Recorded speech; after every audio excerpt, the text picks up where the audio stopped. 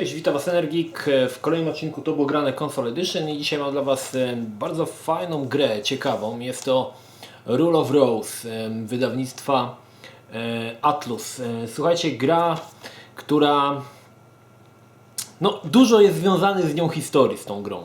To trzeba przyznać. Przede wszystkim jest to survival horror. Jednak nie takim ujęciu, jaki mogliście znać chociażby, nie wiem, z Resident Evil, czy bardziej właściwie Rule of Rose bliżej jest do Silent Hilla niż do Residenta. W grze wcielamy się w Jennifer, która przybywa do sierocińca zamieszkałego przez dzieci, które to dzieci mają taką jakby własną hierarchię, nazywają się arystokratami i nasza Jennifer będzie starała się dążyć w hierarchii do zostania w tej właśnie po stopniach w hierarchii coraz wyżej. Tak jak powiedziałem, gra jest survival horrorem i jest to troszkę inny survival horror niż, tak jak mówiłem, takie typowe gry. To, co przede wszystkim zachwyca w grze, to niesamowita fabuła. Gra to jest jedna z tych gier, dla której powstają strony dedykowane, strony internetowe, które starają się wyjaśnić, o co w tej grze chodziło i które pomagają lepiej zrozumieć fabułę. Czyli jest to gra tak naprawdę do naszej własnej interpretacji. Sama akcja dzieje się, co niestety tutaj jest pierwszą wadą tej gry, dzieje się w większej części w takim ogromnym sterowcu. Jennifer porusza się po nim po różnych pokojach, spotyka różne dzieci i wykonuje dla nich też zadania. Drugim bohaterem jest pies Brown i muszę przyznać, że jest to bardzo fajne podejście do tematu, ponieważ pies służy nam jako taki swoisty kompas, potrafi wyszukiwać przedmioty potrafi wyszukiwać przedmioty związane z innym przedmiotem, czyli na przykład, nie wiem, jeżeli damy mu do powąchania lizaka, to znajdzie na przykład coś innego, tak? I pies nam towarzyszy także przy walce, gdzie swoim szczekaniem potrafi wrogów na chwilę oszołomić, że tak powiem. Słuchajcie, tak jak powiedziałem, gra jest strasznie surrealistyczna.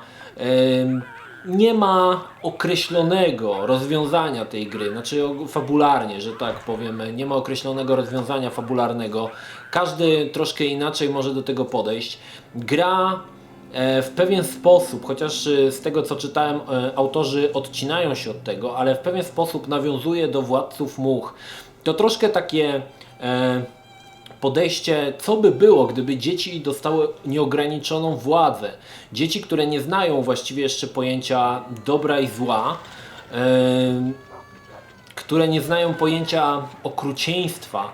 Co by się stało, gdyby takim dzieciom dać władzę? Jak zachowywałyby się? I ta gra właśnie stara się na to pytanie odpowiedzieć. Dzieci są, no tak jak mówię, niezbyt poznały te wszystkie całe spektrum emocji, także starają się radzić sobie z nimi na swój własny sposób.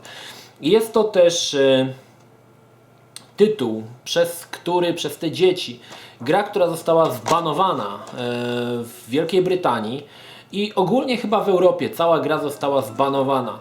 Jedyny sposób, żeby dostać tą grę, to wersja amerykańska, aczkolwiek wersja brytyjska pojawiła się w bardzo niewielu ilościach kopii wysłanej do recenzentów i ta wersja brytyjska jest najwięcej warta, prawdopodobnie około 2000 funtów, o ile dobrze. Raz mi się udało znaleźć taką wersję na eBayu, kosztowała ona chyba ze 2000 funtów.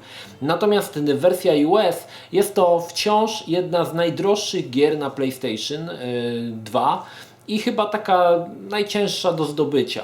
Także jeżeli macie, to super. Gra została zbanowana przez to właśnie, że głównymi bohaterami, głównymi naszymi, ciężko powiedzieć, że wrogami, ale takimi nie chcę tutaj powiedzieć, bo to nie są wrogowie. Głównym takim, nie wiem jak to nazwać. W każdym razie, słuchajcie, gra nie boi się, obfituje w różne elementy, w których grach nie uświadczymy. Jest pedofilia, jest znęcanie się nad zwierzętami, jest okrucieństwo, jest Tutaj też nie wiem jak to nazwać, ale są tam pocałunki między dziećmi. Może tak, nie wiem jak to nazwać, jaki to ma. W każdym razie gra nie stara się unikać bardzo poważnych tematów i przez to, właściwie powiem wam szczerze, że wydaje mi się, że gdyby nie było tych dzieci, to wszyscy by byli zadowoleni, ale przez to, że gra operuje właśnie tymi dziecięcymi bohaterami, przez to ta gra została zbanowana. Sama fabuła, tak jak powiedziałem, nie jest prosta w zrozumieniu, aczkolwiek mamy pewne okruchy informacji, z których możemy całość złożyć. I to muszę przyznać, że bardzo mi się podobało, ponieważ pod koniec gra zostawia nas właściwie z własną interpretacją wydarzeń. Co się właściwie stało, kim była Jennifer, chociaż tutaj odnośnie kim była Jennifer to mamy sporo odpowiedzi, sporo podpowiedzi, żeby uzyskać tą informację, ale jak to się stało, że ona się tam znalazła, czym jest sierociniec, kim były te dzieci, no dużo tych elementów jest naprawdę bardzo fajnie to wszystko jest zmontowane. Dodatkowo dochodzi bardzo fajna, bardzo dobra grafika jak na standardy PlayStation i grając na emulatorze, podwyższając tylko rozdzielczość, łatwo zobaczyć jak autorzy przygotowali bardzo dobrej jakości tekstury. Gra w mojej ocenie jest takim troszkę instant HD, bo wystarczyłoby tylko podbić rozdzielczość gry, nie zmieniając nawet tekstur i wypuścić ją w wersji HD Remake. I widziałem, że pojawiły się jakieś petycje, żeby tą grę wypuścić w wersji HD, ponieważ tytuł nadal ma sporą rzeszę fanów. Niestety obstawiam, że ta gra nigdy nie wyjdzie w wersji HD, zwłaszcza przez to, że były takie tam różne problemy z cenzurą w Europie. Także nie sądzę, żeby ta gra kiedykolwiek pojawiła się w wersji HD, tylko właściwie jest ona dostępna na PlayStation 2. Sam tytuł pokażę, że mam w środku grę. Sam tytuł ma też w mojej ocenie parę wad. Parę wad, które dla większości z Was zakładam, że nie będą do przeskoczenia. Pierwsza wada w mojej ocenie, ponieważ gra, słuchajcie, zaczyna się naprawdę klimatyczną podróżą do sierocińca i początek gry dzieje się w tym sierocińcu. I powiem szczerze, że to jest tak, że wow, będzie się w jakiejś opuszczonej takiej chałupie gdzieś w lesie, super. Ale to szybko pryska, ponieważ gra przenosi się do ogromnego sterowca, który sunie gdzieś nie wiadomo gdzie. I właściwie 80% gry dzieje się w tym sterowcu. Niestety lokacje tam są bardzo biedne. Oczywiście pokoje są wykonane z masą różnych detali, ale wszystko jest takie ponure, brązowe, powtarza się. Nie do końca mi się to podobało. Dopiero pod koniec gra wraca do rezydencji, do tego sierocińca i od razu uzyskuje jakby drugi oddech. Szkoda, że większość osób nie dojdzie do tego momentu, ponieważ zanudzi się tym szlajaniem się po tym sterowcu. Także no tutaj trzeba zacisnąć zęby i przebrnąć. Oczywiście fabuła nadal błyszczy, ale pomiędzy kolejnymi cutscenkami, swoją drogą świetnie wykonanymi, prerenderowanymi cutscenkami oraz kolejnymi opowieściami, ponieważ gra składa się nie z rozdziałów, ale z takich opowieści, które Jennifer na początku czyta książkę i potem cała akcja danego rozdziału nawiązuje do tej książki, którą przeczytała. I większość właśnie tych akcji, tych rozdziałów dzieje się właśnie w tym sterowcu, który no nie jest za ciekawy, muszę przyznać. Jest to jeden z poważniejszych według mnie błędów. Gra jest też dosyć długa i muszę przyznać, że naprawdę musicie się zawziąć i żeby przejść całą, bo no nie zajmie wam to mało czasu. Pomimo tego, że mamy tego psa, który zawsze nas zaprowadzi do odpowiedniego przedmiotu, mamy też fajnie rozwiązany system odpowiedzi, gdzie możemy odpowiedź uzyskać automatycznie przy save poincie, jeżeli chcemy, także jest to fajnie wszystko rozwiązane, ale mimo wszystko gra nie jest dosyć długa. Kolejna rzecz, gra jest też trudna. Trudność wynika z całkowicie skopanego systemu walki. Ponieważ sterujemy dziewczyną, taką pensjonariuszką, byłą pensjonariuszką tego sierocińca, no nie ma ona, wiadomo, pistoletów, nie ma ciosów karate, używa jako broni tego co znajdzie, czyli jakieś tasaki, widelce, siekiery, no ale oczywiście jak to dziewczyna, tak trochę jej licho idzie to używanie tej broni, ale dodatkowo jest całkowicie skopany system kolizji.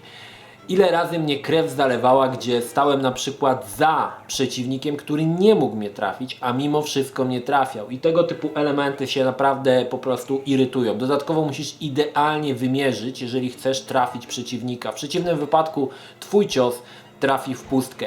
Czyli bardzo ślamazarny system walki ze złą detekcją kolizji i można powiedzieć nieuczciwym systemem walki, ponieważ my mamy trudniej, bo musimy stać idealnie, a wróg może gdziekolwiek machnąć łapą i tak nas trafi. To jest drugi bardzo poważny problem tej gry i chyba jedyny. Chyba te dwa problemy są tymi jedynymi problemami, które w mojej opinii tej grze bardzo przeszkadzają, czyli bardzo ogromna monotonia w pierwszej części gry i skopany system walki. Ale jeżeli się zaweźmiecie, jeżeli weźmiecie, powiecie, kurczę, no gram dalej, to możecie liczyć na naprawdę ciekawą i interesującą fabułę, która może nie przestraszy Was tak jak w Silent Hillu, ale da Wam do myślenia i to jest chyba właśnie cała siła tej gry, bo tytuł nie jest typowym horrorem, tylko takim troszkę thrillerem psychologicznym. Mniej mamy tutaj jakichś dziwadeł w stylu Silent Hilla, a bardziej jakichś takich rzeczy, które nas niepokoją. Nie tyle nas straszą, ale niepokoją, że czujemy pewien niepokój, że coś jest nie tak w tej grze i to właśnie udało się idealnie tutaj oddać. Sam pomysł, gdzie dziewczyna chodzi z psem, nie był nowy, ponieważ w Clock Tower trójce chociażby występował dokładnie ten sam patent, ale tutaj jest właśnie ta fabuła, która zdecydowanie błyszczy i no, nie pozwala się oderwać od tej gry i stanowi naprawdę bardzo fajną odskocznię innych tytułach survival horrorów, ostatnio chociażby Evil Within, który jest typową grą gore, bez żadnej jakby głębi. Jeżeli brakuje Wam tej głębi, no to znajdziecie ją zdecydowanie w Rule of Rose. No i tak jak mówię, to ciekawe pytanie, co by było, gdyby dzieci nie miały autorytetów i same same tworzyły własny system wartości. Jakby to wyglądało, oczywiście tu jest w takim mikroklimacie tego sterowca i tej rezydencji, ale doskonale jest to pokazane i doskonale jest zarysowane te niuanse takie, które gra stara się nam sprzedać właśnie w formie tej takiej troszkę psychologii, bo tam taki jestem amatorem psychologiem, ale muszę przyznać, że bardzo mnie to wciągnęło i bardzo mi się to podobało. Tak jak mówiłem, gra bardzo ciężka do dostania. Jeżeli ktoś ma, polecam ją jeszcze podtrzymać parę lat, ponieważ z dnia na dzień ta gra, jej cena właściwie cały czas rośnie. Jedyną wersją, którą można dostać, to oczywiście wersja, tak jak mówiłem, NTSC, czyli wersja z USA, ale jeżeli macie wersję brytyjską, no to trafiliście szóstkę w totolotka. Gra jest naprawdę dużo warta. Słuchajcie, no i na koniec oczywiście czy polecam? Zdecydowanie polecam Wam tą grę. Jest to jeden z lepszych takich survival horrorów, w jakie grałem pod względem fabularnym, może tak. Ponieważ te wszystkie typowe survival horrory, nie wiem, Resident, z pominięciem Silent Hilla, znaczy nie wszystkie, bo niektóre z Silent Hill miały dobrą fabułę, ale te wszystkie Residenty, ostatnio Evil Within są bardzo takie płytkie pod względem fabularnym, a Rule of Rose zdecydowanie jest bardziej stawia na fabułę niż na właśnie ten cały system survival, że tak powiem, chociaż oczywiście są też tutaj zarysowane, musimy zbierać różne rzeczy do jedzenia, żeby odnawiać energię, no standardy, że tak powiem, ale mimo wszystko bardziej jest on nastawiony na fajną fabułę, na ciekawe pytania, które gra przed nami stawia, niż na bezmyślne strzelanie do zombiaków, których tutaj niestety nie uświadczycie. Tak jak powiedziałem, gra działa spod emulatora, działa bardzo dobrze.